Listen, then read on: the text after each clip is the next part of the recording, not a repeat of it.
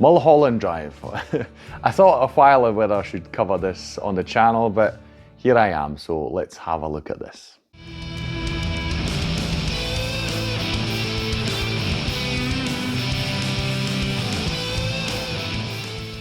Hi, my name's Dune. Welcome to another review video on Flying Wiener. The reason I was pondering about whether to do this review or not is because, well, Mulholland Drive is a very beloved film, and David Lynch is obviously a very beloved director who unfortunately passed away not too long ago, actually. Quite a loss for the world of art.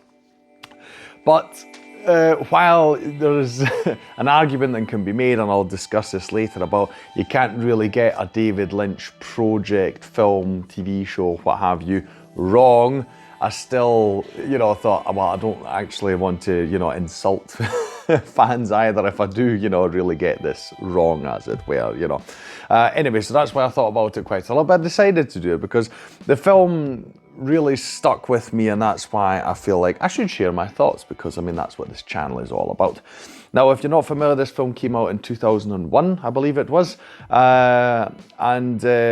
many people think that it is David Lynch's best film. I would say compared to probably what I imagine, because I'll be honest, I haven't really seen a lot of David Lynch films. First and foremost, the one I do know best is Dune, which I suppose you could argue, without having seen all of them, but I would assume that it's one of his most linear and normal films. Although, that is a whole topic in and of itself. I really love his version of Dune. I know many people don't, but it really made an impact on me as a kid / teenager, and to this day it's really stuck with me. I love all the imagery and the film itself, etc. Like I say, especially, if I compare it to this, that's a really linear film, you know what's going on all throughout. But yes, so I went into this expecting it to be really out there, I suppose. It might not be quite as out there, but I still would probably say that I don't quite understand everything. This is one of those films that makes me feel like I want to be more of an intellectual, right? I don't see myself as a stupid person, but I also at the same time think that many times when I see something like this in art, I just don't get the nuances of it, Because after having watched it twice, I watched Mulholland Drive twice, just because the first time I was like, what? Second time I was like a little more quiet, what? Feeling like, okay, I can make some connections, but still it's, not everything is very clear. But I watched a lot of videos on the internet, read up about it, people's theories, etc. I feel like I've got a better grasp on the film now. But it's these kind of things where I think, I really sometimes don't get some of the things that happen on screen while I'm watching it, and while I'm attentive, it's still like I'm missing so many of the little things that go on.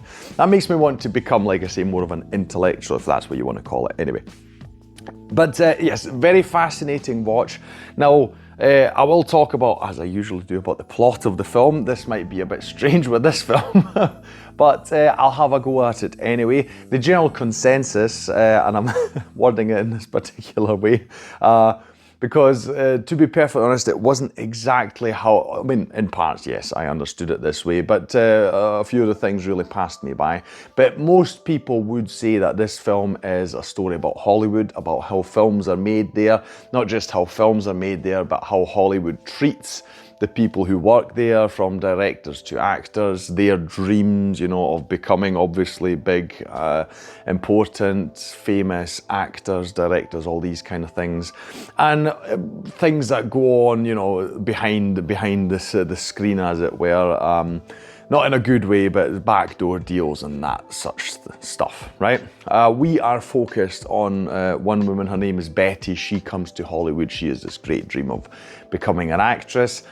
She is staying in her aunt's place. She's out of town, but Betty is staying there, and there she meets this lady. She encounters her there. She thought the place was deserted. We also see an intro. This lady, I suppose I should say Betty, is played by Naomi Watts. This other lady, she's played by Laura Harring, and we see that she was involved in an accident, and she sort of stumbles around, and she eventually comes upon this apartment. So she's lost her memory due to this accident, and Betty tries to help her piece together, who she is, and at the same time she's pursuing her acting career. That is one storyline we see, one main storyline. There are several storylines, but that's sort of the main one we're focused on, right? So this one woman trying to get her memories back, the other woman trying to, maybe get her breakthrough in Hollywood, and helping the other one actually trying to get her memories back. And the second main storyline we see is a director. He's played by Justin Theroux, and he is trying to get a film made, and he has been put pressure on by the film studios and the powers that be in the background, the puppeteers, to insert one particular actress in the film which is against his own preference, right? So that is the sort of backdoor deal stuff we see about Hollywood. Now, this is putting it really, really simply, right? There's a big twist where something else happens, and we've got other little storylines that go on as well in the film. There are several of them, but I feel those are the two main ones, right? It's not really doing it justice. What the film feels like is a thriller, but from the first minute on, you've got a feeling of unease. Something is not quite right here. It's up to your own interpretation. What exactly is the story and how exactly does it unfold? Because it's not just, the story itself, but you have to question, and it is my understanding that this is the same with many David Lynch films, you have to question, what even is it that we're seeing? Is it a story? Is it supposed to be reality? Is it supposed to be a dream? What is it? Are even the characters on screen themselves in a fictional version of that universe? All these kind of things. So David Lynch has a real knack for really melting your brain and really giving you a headache in the good sense, because you're like, what am I even watching? And that is, I feel, what draws a lot of people to it. Like I say, I watched it a second time immediately because I felt like I had no clue what was going on, but also because I was intrigued. Because you like what you see on screen, you're like, I want to go deeper, I want to understand the connections between the people, between the scenarios, even between objects. A lot of objects that are used, and you're like, what? The symbolism of it all. Now, again, it's my understanding that David Lynch famously did not ever really give you many hints about what his version or his, interpretation of his work was. And he would usually say, it's there, you take and you do with it what you want. So whatever is your version of this story, that is, that's yours. And he didn't really, which I feel is really interesting, because nowadays a lot of people have a very singular vision when they're making things, not just films, and even get very protective of that, where they're like, this is how it is, and you've got it wrong, and this, that, and the next thing. So I feel that's really interesting to just say, look, I made this thing, this piece of art, it came out of my head, and a lot of things attached to it, were of my design, but I'm not going to tell you what it's about. You have to decide for yourself. I think that's really cool, and this film especially, again, I haven't seen the others. I've got a list, don't worry, I want to watch them all eventually. But it's really difficult to wrap your head around it, because even if you feel like you've figured out various aspects, there are others like, wait a second, how does this even fit together? It's interesting. I would say that probably my fault with watching it was that I approached it like I usually would a film, expecting it to be a linear story where, you've got, even with flashbacks, films are usually easy to follow, when it comes to the storyline, the through line through everything. That is not the case here, at least it wasn't for me, right? I felt very confused at times. But again, it still got me intrigued, because it's like, okay, I want to understand this a bit better. So there is, in that sense, when you compare it to more traditional films, there's a lot of jumping around where you may get a bit confused. I would say the best recommendation, I also saw this online and I fully agree, just go with the flow, just watch it, experience. It's more of an experience than a film, at least a story, it's not like you're expecting, right, this is the beginning, we've got the middle part, and then we've got a big climax towards the end, etc. Just don't go in it expecting that, right? Just go with it, and then afterwards, like I say, you can try and have fun with it, piece it together as you will, because you could even make arguments that the film isn't even in chronological order in this sense, right? So it really is just about individual scenes, characters. There's incredible acting in here, so many good scenes. I mean, Naomi Watts, I liked her before, but this film has really made me go, wow, she's an incredible actress, because I really loved a lot of the scenes she was in. Very powerful. But yeah, it's also interesting because the music, especially, it's got this thriller-esque vibe to it because, like I mentioned at the very start, there's this feeling of unease. Something isn't quite right here. And it's also described as a thriller, right? Because we've got a lot of difficult situations that are happening to characters, difficult situations they find themselves in. Like I said, there's a slight sinister aspect with these backdoor things going on, etc. And yeah, you've got this feeling sometimes that just something isn't quite right here.